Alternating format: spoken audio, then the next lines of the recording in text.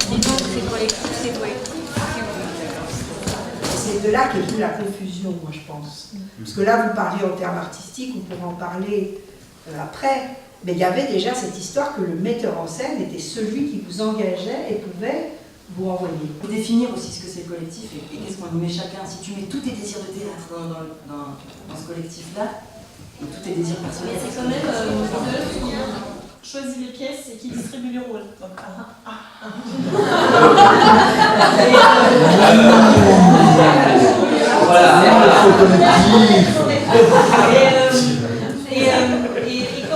et comment est-ce qu'on est arrivé à cette absence totale de communisme? C'est que, en fait, il s'est trouvé tout simplement, enfin je parle pour toi un peu là. Oui, c'est pas déjà. C'est qu'il a réussi à, mais c'est mieux qu'il a réussi à nous fédérer en fait. C'est-à-dire il y a eu beaucoup de discussions, et peu à peu il s'est cristallisé qu'il avait une voix qui nous fédérait tous. Je faisais en plus de jouer et d'être metteur en scène, de m'occuper de tout ce qu'il y avait, mine de rien, qui n'est pas si anecdotique et si simple, de rechercher des productions, de rechercher de l'argent, de rechercher pourquoi il n'y a pas de chauffage, les lumières ne marchent pas, qui c'est qu'il faut aller voir, etc. Et c'est comme ça aussi que s'est créé une espèce de leadership, mais plus comme un capitaine de bateau ou un capitaine qui... Je crois que ça nous raconte quelque chose, le mot collectif, par rapport à l'autre. C'est une fiction qu'on se raconte, se dire se nommer collectif et pas se nommer compagnie. C'est parce que ça nous pousse à tendre vers un objectif qui n'est pas tout à fait le même. On a tous travaillé en compagnie ou croisé des compagnies où finalement le metteur en scène a un rôle, voilà, c'est un rapport au pouvoir aussi. Et un collectif, il peut tout à fait travailler de façon horizontale et tout mettre en collectivité de façon artistique, mais si on a les moyens nécessaires de structurer une compagnie, la question ne se pose plus. Tu vas au rendez-vous, oh putain ça me fait chier, non je suis en répétition, machin, tout ça.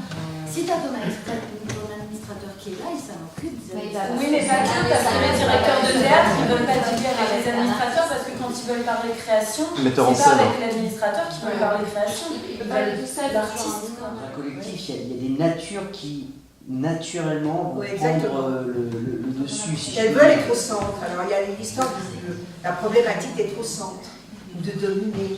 Et je pense que l'histoire, on ne l'a pas encore résolue, l'histoire de ce collectif. C'est-à-dire que finalement, si la première décision, elle est collective, la forme que ça va prendre derrière le groupe, c'est un collectif de fait, quoi. Même si le fonctionnement n'est pas forcément tout le monde discute tout le temps, quoi. Oui.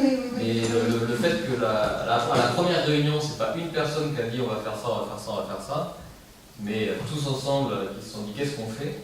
Ça peut venir peu à peu comme ils ont fait les procédés, c'est-à-dire par expérience, en disant là c'était pas vraiment collectif, puis après tu vois, ça peut venir peu à peu.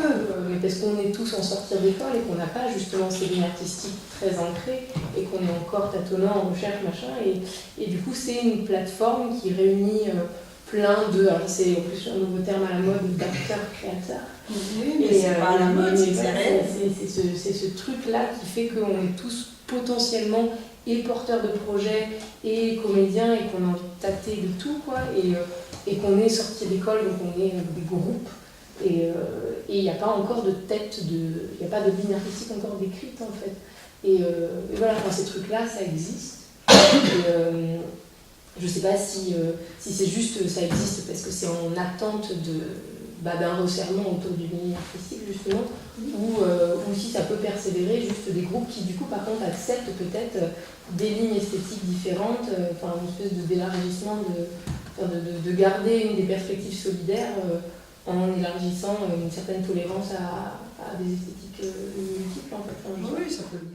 Moi ça fait 5 ans que je suis sortie d'école, donc j'en suis pas à un stade de maturité où vous êtes, et donc on se cherche encore là-dessus. Mais moi je trouve que c'est un problème en fait quand même. En externe, parce qu'évidemment on te dit attends, ce spectacle il ressemble pas du tout à l'autre, parce qu'il y en a qui font des petites formes plus individuelles.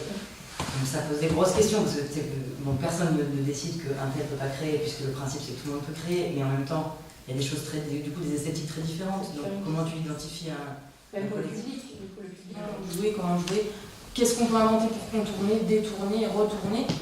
Mais c'est une question qui n'est pas, de toute façon... c'est pas la première question qu'il faut je pense que c'est pas la première question qu'il faut se poser quand tu commences un collectif. C'est pas institution ou pas institution.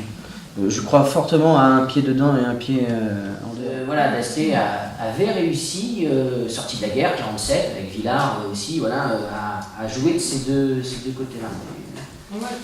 C'était une autre époque aussi, parce C'était qu'il y une avait autre époque moins de aussi. concurrence. Il y a eu moins Parce de concurrence. que les pères, PAIRS, ils étaient beaucoup de la décentralisation, Jean Dasté, Bonnet, tout ça. Avec Copeau, Mais il avant. faut te dire qu'il n'y avait personne dans les campagnes. Quand ils sont arrivés, il n'y avait personne, donc c'était plus facile que maintenant où il y a, je sais pas combien de compagnies dans une région, peut-être 200 compagnies, tu vois. Donc c'est pas la même époque non plus. L'Arméco l'a fait aussi. Ce qui est intéressant, c'est de s'en inspirer, même si évidemment tout ça peut paraître même presque désuet, mais ce qu'on essayait de nous apprendre quand même, c'est que voilà, on peut faire un théâtre avec pas grand-chose en fait. Même voilà, les institutions, tout ça, il faut de l'argent, il ne peut pas venir d'amour et de fraîche. Comment, comme ça, essayer de proposer une parole, mais avant tout quand même que tous aillent dans un même sens. Le cirque, ce qui est un peu différent, c'est que au cirque, les gens c'est des auteurs dès le départ. Ouais. Le principe du cirque, c'est d'apprendre une technique et ensuite de faire un numéro. Là, c'est le principe. Ce qui fait qu'au final, ils travaillent leur propre matière et de là naît vraiment c'est plus un travail d'écriture que d'interprétation vraiment. Ce qui fait que les gens ont très souvent envie de faire des choses ensemble, mais avec absolument personne qui est décideur de rien.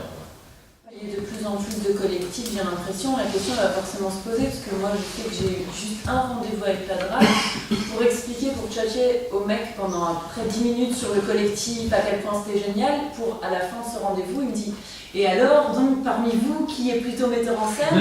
Bien sûr. Et là je me suis dit « Oh putain, mais ça fait 10 minutes qu'on en parle et tout, de ce beau principe qu'en fait, donc, il n'y a pas de metteur en scène, enfin, Et en fait, à la fin, la seule question qui l'intéresse quand même, c'est de savoir donc qui met en scène, parce qu'il y en a toujours un. Et du coup, nous, on était comme ça, on était deux, on a dit oui, on a éludé la question, on s'est dit c'est pas la peine, c'est pas grave, il verra, et peut-être qu'en voyant, il comprendra, mais que pour l'instant, en fait, le dialogue, c'est pas encore rentré dans sa tête, quoi. Peut-être il faut lui laisser un peu le temps. C'est une manière de contrôler. D'avoir une démarche vraiment vers les autres et de partager des choses vraiment, pas que des idées, c'est un peu de matériel. Oui, si tout le monde a compris, si pour toi les royaumes collection, partageons les salles, partageons les salles, partageons les administrateurs peut-être, et peut-être que notre génération a trouvé de nouveaux moyens de coopération et de solidarité pour qu'on puisse survivre. Mais comment ça s'embourgeoise pas? Comment ça ne devient pas l'aquarium d'aujourd'hui? Parce qu'on parle de l'aquarium, c'est super. Moi j'ai joué à l'aquarium, c'est un théâtre. Non mais ça c'est une fausse question. Ouais, mais Si on partage une salle, le cas contemporain devient l'aquarium, c'est ce qu'ils ont dû traverser, c'est certainement formidable. Ils sont tous directeurs au théâtre. Voilà, ils sont peut-être dérivés, mais on s'en fout parce que l'élan qu'ils ont eu, il a été quand même formidable. On ne peut pas leur enlever ça. Non, bon, après,